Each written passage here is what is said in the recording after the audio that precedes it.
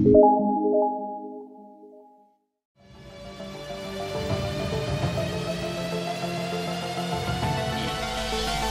embrio yang bernama Indonesia itu dari Islam, dimulai dari angkatannya Hoso Cokroaminoto. Lahirnya nama Indonesia itu lahirnya di rumah Cokroaminoto. Sebelum Cokro belum ada digunakan nama Indonesia. Menuju masyarakat yang lebih baik. Melayunesia atau Indonesia?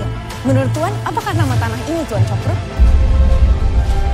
Saja Cokro pergi, banyak cerita bahwa bahkan air ludahnya pun bisa dicium orang.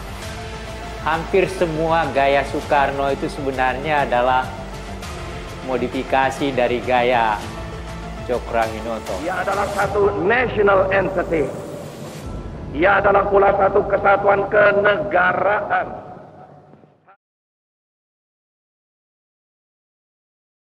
1908 sebelum ada partai nasionalis yang berani melawan kolonialisme Belanda adalah partai-partai Islam, sehingga kebangkitan Indonesia dimulai 1908 karena saat itu yang pertama mencetus ide melawan Belanda adalah kiai-kiai Islam, yaitu saat itu bikin serikat dagang Islam, terus lama-lama menjadi serikat Islam, terus lama-lama menjadi partai Islam, dimulai dari angkatannya Hoso Cokroaminoto. Jenis Haji Umar Said sinten Cokroaminoto, itu disingkat jenis Hoso Cokroaminoto. Jadi tidak bisa Indonesia itu meninggalkan partai Islam, karena dulu pertama pendiri era kepartaian niku malah partai-partai apa? Islam yang lahir di Solo, di Jogja.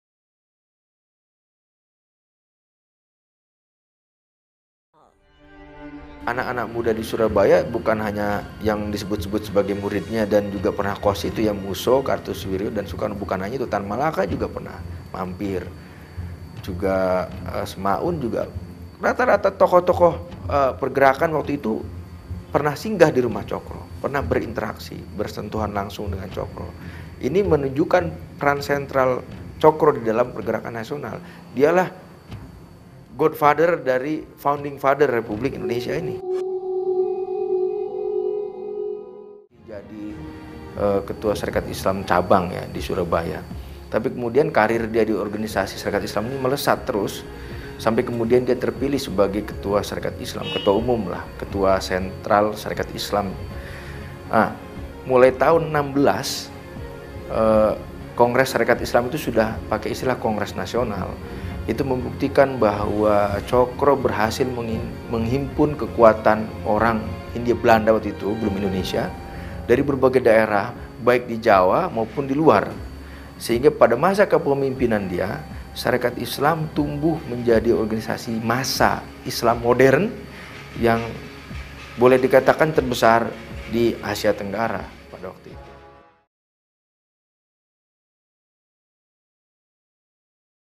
Soekarno sendiri ya, Soekarno itu memang pernah ikut Jong Java, tapi dia bilang bahwa yang merubah jalan hidup saya sebagai mentor politik saya itu adalah Cokro.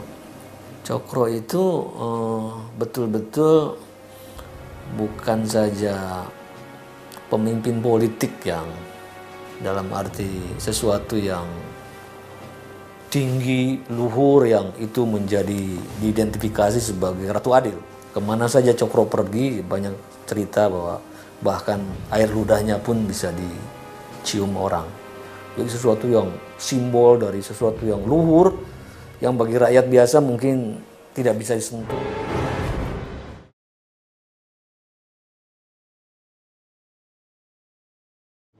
Ini kongres di Semarang 1919. Nah, tetapi catatan kongres, ada satu hal yang yang harus dicatat juga. Kongres pertama, Kongres Sarekat Islam 1916 di Bandung, itu ada satu hal yang harus diingat oleh masyarakat, bahwa orang pertama yang mengatakan bahwa Indonesia akan menganut sistem demokrasi karena demokrasi itu adalah sesuai dengan Islam, itu Cokroaminoto. Itu dikatakan dalam kongres. Dia katakan begini, dia meminta agar supaya pemerintah kolonial Belanda memberi kesempatan kepada bangsa rakyat Indonesia untuk menciptakan pemerintahannya sendiri. Dan pemerintahan itu akan dijalankan berdasarkan sistem demokrasi, karena demokrasi itu adalah sejalan dengan Islam. Itu Cokroaminoto. Sebelum orang lain bicara tentang itu, beliau yang sudah bicara. Tapi dia dalam kerangka meminta kepada negeri Belanda, beri kami ruang untuk mengatur diri kami sendiri, dan kami akan mengatur diri kami sendiri dengan sistem demokrasi. Karena sistem demokrasi adalah sesuai dengan ajaran Islam. Itu Cokroaminoto.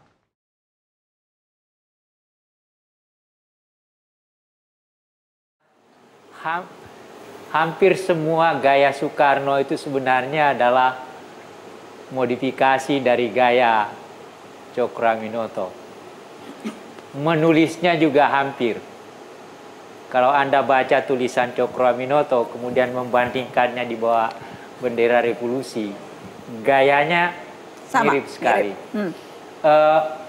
Sebenarnya hal yang wajar aja lawan dia tinggal di rumah dan sehari-hari dia lihat. Ada satu hal, saya pernah mendapat gambar Cokroaminoto, lalu ada tulisan dan tanda tangan Soekarno berkata begini, hanya bangsa yang menghargai pahlawan-pahlawannya dapat menjadi bangsa yang besar. Itu adalah ekspresi daripada penghargaan beliau terhadap Cokroaminoto itu. Dan saya yakin belum tentu Soekarno sehebat seperti yang pernah kita hadapi andai kata dia tidak kos di rumah Cokroaminoto. Belum tentu.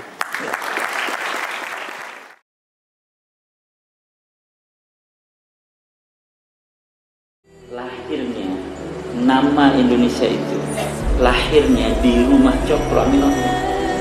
Sebelum Cokro belum ada digunakan nama Indonesia.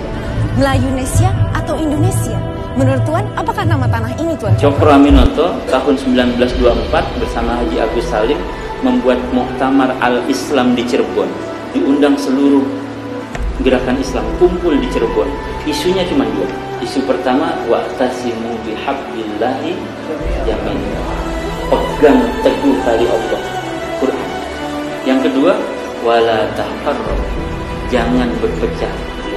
Tahun 1924 Cokro sudah menyeru, dan mereka melakukan, kalau Cokro itu tugasnya menyemai benih, maka tokoh-tokoh yang lain ini membasmi hama.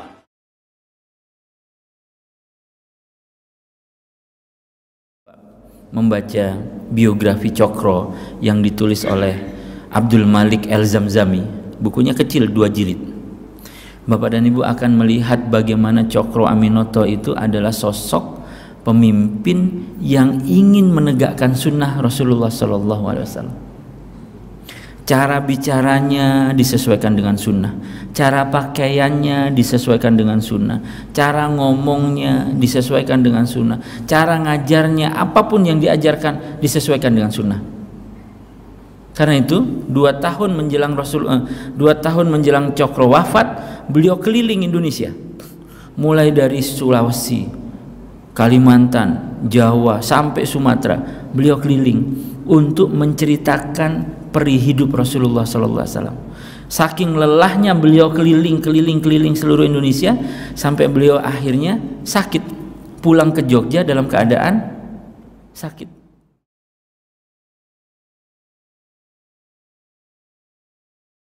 Sampai satu ketika Cokroaminoto tiba-tiba dalam keadaan sakit itu terbangun, membetulkan bajunya, merapikan sarungnya, menggunakan ikat kepalanya.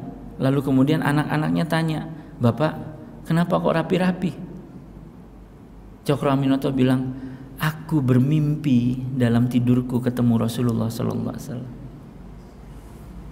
Dan di dalam mimpi itu Rasulullah bertanya kepadaku, 'Cokro, kamu kangen gak sama aku?' Aku jawab, Aku kangen sama engkau ya Rasulullah. Kalau begitu ikut pulang denganku. 2 hari setelah Cokro Aminoto mimpi bertemu Rasulullah, dalam mimpinya Cokro Aminoto wafat. Tapi kisah ini kan nggak ada di mana-mana, Pak. Tidak diceritakan di dalam buku sejarah. Tidak menjadi panduan buku bangsa. Kalau mau ketemu cerita begini, ketemu sama keluarganya, ketemu orang-orangnya, baca ratusan buku. Ketemu di sana, ketemu di sini, diambil, dicuplik, dikumpulkan. Maka ketemu kisah-kisah yang seperti ini, bahwa ternyata peri hidup Rasulullah SAW, uswatun hasanah yang ditunjukkan oleh Rasulullah SAW, menjadi inspirasi negeri ini merdeka, menjadi tenaga agar negeri ini diperjuangkan kaum muslimin sampai hari ini, sampai hari ini.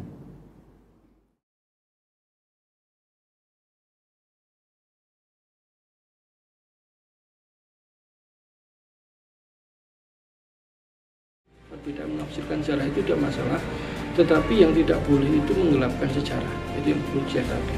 Nah, oleh karena itu untuk menguji mana yang lebih tepat disebut sebagai kebangkitan nasional, apakah Syarikat Islam ataukah Budi Utomo, Pak Najir menggunakan 2 indikator. Yang pertama itu indikator waktu berdirinya. Kita ketahui Budi Utomo lahir pada tahun 1908. Syarikat Islam pada tahun 1911, tapi patut diingat bahwa Syarikat Islam itu perkembangan lebih lanjut dari organisasi yang sudah ada sebelumnya, yaitu Syarikat Dagang Islam yang berdiri pada tahun 1905. Sehingga kata Pak Najir, dari sisi dimensi waktu itu lebih tepat. Syarikat Dagang Islam ini disebut sebagai pelopor kebangkitan nasional itu. Kemudian yang kedua, dari sisi dimensi nasionalismenya, bahwa Budi Utomo sepanjang sejarah di dalam perjalanannya dia tidak pernah punya perwakilan atau cabang perluasan ke daerah di luar Jawa.